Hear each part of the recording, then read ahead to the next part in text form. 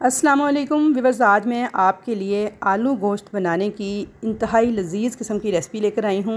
ये इतना मज़ेदार आलू गोश्त बनता है कि आप सोच भी नहीं सकते शायद आपने आज से पहले कभी इतना लजीज़ आलू गोश्त का सालन खाया होगा। मैं गारंटी से कह सकती हूँ कि आप इसको ज़रूर ट्राई करेंगे और बनाकर देखेंगे तो आपको ये बेहद पसंद आएगा। आलू गोश्त एक ऐसी डिश है जो कि हर किसी के हाथ से इतनी अच्छी नहीं बनती, तो इस रेसिपी को आपने ज़रूर बनाकर ट्राई करना है मेरे तरीके से, तो इंशाल्लाह ताला ये आपकी फ़ेवरेट रेसिपी बन जाएगी। तो चलिए स्टार्ट करते हैं आलू गोश्त बनाना। तो आलू गोश्त बनाने के लिए मैंने यहाँ पे मटन लिया है 1 किलो। मिक्स गोश्त है ये, हड्डी वाला। आप चाहें तो बीफ भी इस्तेमाल कर सकते हैं। गोश्त मैंने अच्छे तरीके से वॉश कर लिया था और स्ट्रेनर में डाल के कुछ देर के लिए रख दिया था ताकि इसका एक्स्ट्रा पानी निकल जाए। अब हम एक अदद लेंगे प्रेशर कुकर। इसके अंदर डालेंगे 2 से 3 टेबल स्पून कुकिंग ऑयल। बहुत ज़्यादा ऑयल शामिल नहीं करना, सिर्फ 2 टेबल स्पून के बराबर मैंने ऑयल डाला है। इसे थोड़ा सा गर्म करेंगे और इस गोश्त को इसमें डाल के मीडियम फ्लेम पे भूनते जाएंगे यहाँ तक कि जो गोश्त का कलर है वो वाइट हो जाए।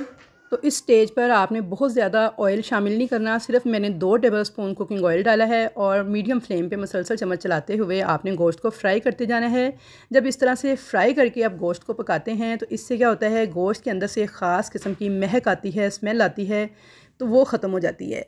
तो लिहाजा ये छोटी सी टिप है कि अगर आप चाहते हैं गोश्त की उस महक को ख़त्म करना, उस स्मेल को ख़त्म करना, तो आपने इसे 1 से 2 टेबल स्पून ऑयल डाल के उसमें इसका कलर चेंज होने तक इसको फ्राई कर लेना है।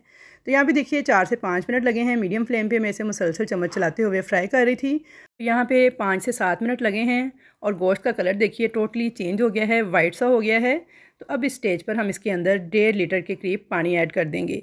क्योंकि हमने इसकी यखनी भी बनानी है तो इसलिए पानी थोड़ा ज़्यादा ही ऐड करेंगे। मुझे शॉर्टवे वाला सालन तैयार करना है।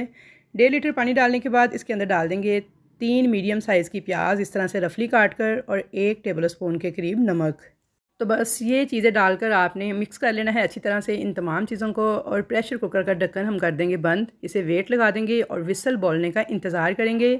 जैसे ही प्रेशर की विसल बोलना स्टार्ट करेगी तो मीडियम फ्लेम पे आपने इसे पकने देना है 15 से 20 मिनट तक।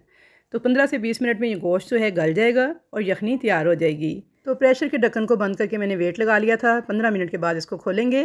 तो तब तक हम दूसरा काम कर लेते हैं। तो यहाँ पे मैंने लहसुन की ली हैं 15 से 14 कलियाँ और साथ ही 1-1 इंच के 2-3 पीस लिए हैं अदरक के।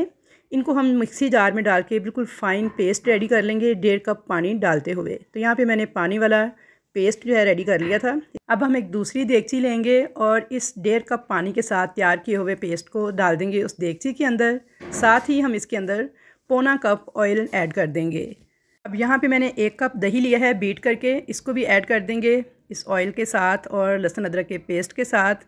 अब इसमें कुछ मसाले ऐड करेंगे। तो मसालों में देखिए 1 टेबल स्पून लाल मिर्च पाउडर, 1 टेबल स्पून खुश्क भुना हुआ कुटा हुआ धनिया पाउडर, 1 टीस्पून हल्दी है, 4 से 5 लौंगे हैं, 1 बादियान का फूल और 2 अदद सब्ज़ इलायचियाँ हैं जिनसे बहुत ज़बरदस्त खुशबूदार टेस्टी सालन बनेगा।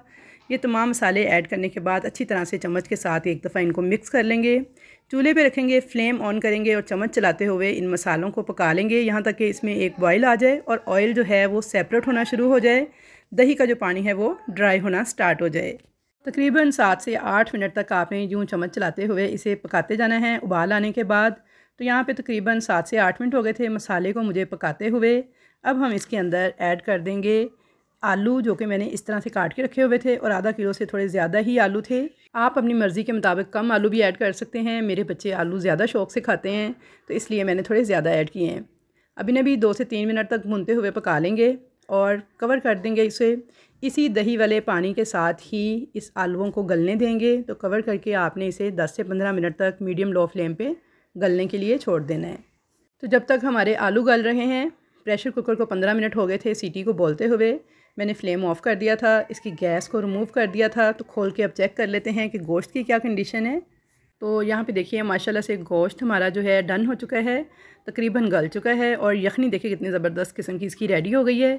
मुझे जितना शोरबा चाहिए था मैंने उस हिसाब से पानी ऐड किया था। आपको कम शोरबा चाहिए हो तो आप 1 लीटर तक भी पानी ऐड कर सकते हैं, लेकिन उससे शोरबा फिर थोड़ा सा बनेगा, यानी बिल्कुल कम बनेगा। यहाँ पर अब इस गोश्त वाले पानी को हम छान लेंगे और यखनी को अलग कर लेंगे। तो ये देखिए मैंने यहाँ पे यखनी अलग कर ली है, गोश्त को अलग कर लिया है। तो यहाँ पे मैंने छलनी से छान कर गोश्त और यखनी को अलग कर लिया था। तो अपने आलू चेक कर लेते हैं। तकरीबन 15 मिनट हो गए थे लो मीडियम फ्लेम पे इनको पकते हुए। तो ये देखिए माशाल्लाह से ऑयल जो है वो सेपरेट हो रहा है मसाले से और आलू जो है हमारे वो भी 95% तक गल चुके हैं। अब इन्हें भूनते हुए पका लेंगे 4 से 5 मिनट तक इस मसाले के साथ। तो ये देखिए माशाल्लाह से मसाले ने ऑयल छोड़ दिया है। तो इस स्टेज पर आपने 4 से 5 मिनट लाजमन आलूओं की भुनाई कर लेनी है। तो यहाँ पे देखिए जी मसाला भी हमारा बहुत अच्छी तरह से भुन चुका है, आलूओं की भी भुनाई हो चुकी है, ऑयल देखें सेपरेट हो रहा है। इस स्टेज पर आपने जो गोश्त हमने अलग किया था वो शामिल कर देना है और इसको भी 3 से 4 मिनट बिल्कुल हल्के हाथों के साथ उलट पुलट करते हुए भून लेना है इस मसाले के साथ। तो यहाँ पे देखिए 3 से 4 मिनट उलट पुलट करते हुए गोश्त को भी मैंने आलूओं वाले मसाले के साथ भून लिया था। अब हम इसके अंदर यखनी वाला पानी ऐड कर देंगे शोरबे के लिए। तो यहाँ पे देखिए जी मैंने यखनी वाला पानी ऐड कर दिया है। मिक्स कर लेंगे इसको और हाई फ्लेम पर इसमें एक उबाल आने देंगे। तो यहाँ पे देखिए इसमें एक उबाल आ गया था। तो इस स्टेज पर हम इसके अंदर ऐड करेंगे भुना कुटा हुआ ज़ीरा 1 टीस्पून के बराबर। इससे बहुत ज़बरदस्त जायका और बहुत प्यारी खुशबू आएगी। साथ ही हम ऐड कर देंगे 1 टीस्पून घर का पिसा हुआ गरम मसाला पाउडर, जो कि हमारे हर खाने को लगा देता है 4 चांद। इसकी रेसिपी मेरे चैनल पे मौजूद है, थोड़े दिन पहले मैंने अपलोड की थी, वहाँ से देख के आप तैयार कर सकते हैं ये गरम मसाला। अगर ना हो तो किसी भी अच्छे ब्रांड का यूज़ कर लीजिएगा। साथ ही 3 से 4 हरी मिर्चें डाल देंगे खुशबू के लिए। हरा धनिया डाल के इसको हम बिल्कुल लो फ्लेम पे दम लगा देंगे 15 मिनट के लिए। इससे क्या होगा, जो आलूओं के अंदर थोड़ी सी कसर थी वो भी ख़त्म हो जाएगी और बहुत अच्छा सा इन मसालों का फ्लेवर और खुशबू जो है वो हमारे आलू गोश्त के सालन में आ जाएगी।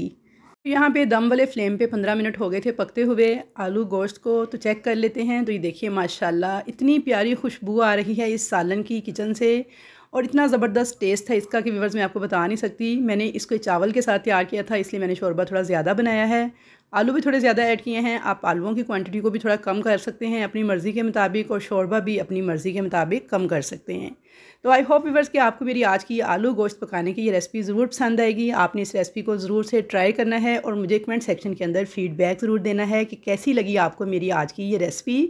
तो व्यूअर्स आप अपना फ़ीडबैक ज़रूर दिया करें। आप लोग मुझे बिल्कुल भी कमेंट सेक्शन में फ़ीडबैक नहीं देते। वीडियो को लाइक और शेयर कर दिया करें मुख्तलिफ ग्रुप्स के अंदर या फिर अपने मिलने जुलने वालों से, बिल्कुल ऐसे ही जैसे आपने मेरी पालक गोश्त की रेसिपी को, मकई वाली रोटी की रेसिपी को और उसके साथ साथ बग़ैर चाशनी वाला ज़र्दा कीमे वाला नान, रोगनी नान, इन वीडियोस के ऊपर मुझे रिस्पांस दिया है। तो मैं पूरी उम्मीद करती हूँ कि इसी तरह से आप मुझे इस वीडियो पे भी रिस्पांस देंगे। तो इंशाल्लाह ताला मुलाकात होगी एक अच्छी नई रेसिपी के साथ। तब तक के लिए अल्लाह हाफ़िज़।